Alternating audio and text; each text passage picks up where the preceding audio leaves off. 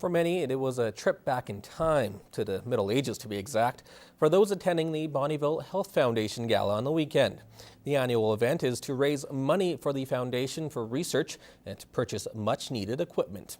Fraser Snowden was there and has more. Sherry Coates is just one of the hundreds of people every year the Bonnyville Health Foundation supports. She was diagnosed with a brain infection that was brought on by a childhood virus. Really, I wouldn't be standing here now hadn't not been for that quick diagnosis, really. As soon as I went to the hospital and they did the tests that they had to do, I was shipped off to the city immediately. A monetary value can't be placed on a life, but for me, all the money in the world wouldn't be enough, really. I'm here, I'm doing this.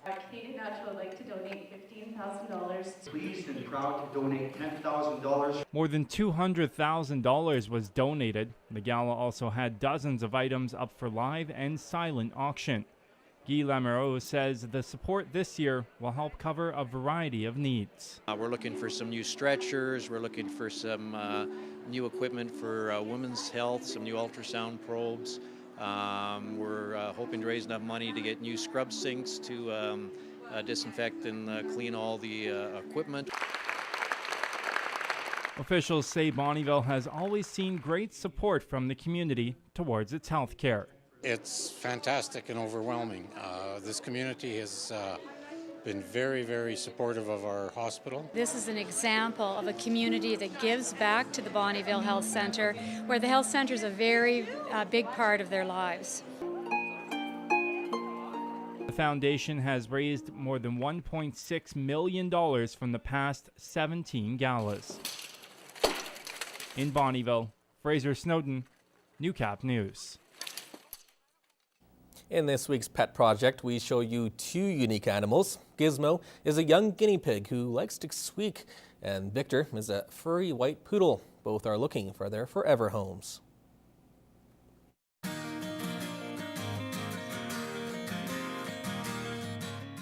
Meet Victor. Victor is an 8-year-old male poodle. He's current on vaccinations, neutered, microchipped, and he also recently had a dental cleaning done.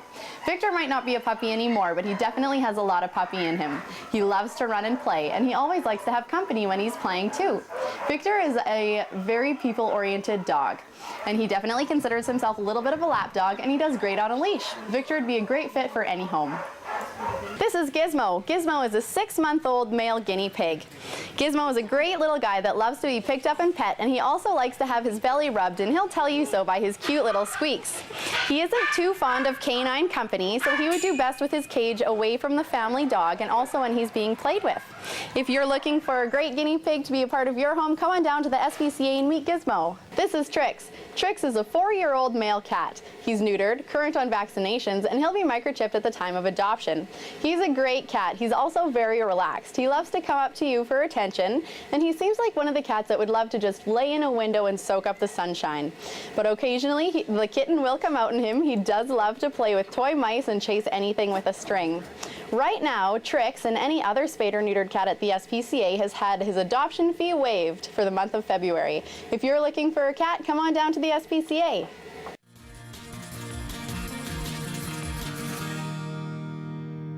Problems surrounding what would eventually be the Atrium Center, as well as a look back at when oil wasn't as booming as we are now. That's what's in focus in Retrospect this week from the archives. Brian Hardy has the details.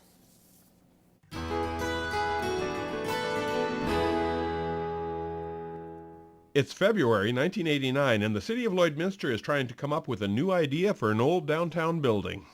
One of the ideas would be to have offices for the upgrader staff on the top floor, renovate the bottom level for retail businesses, as well as developing underground parking stalls.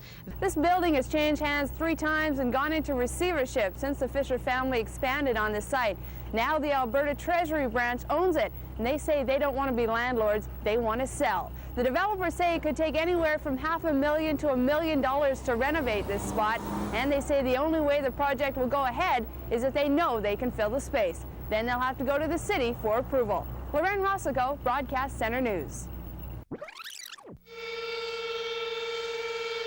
The steam is gone in the oil patch.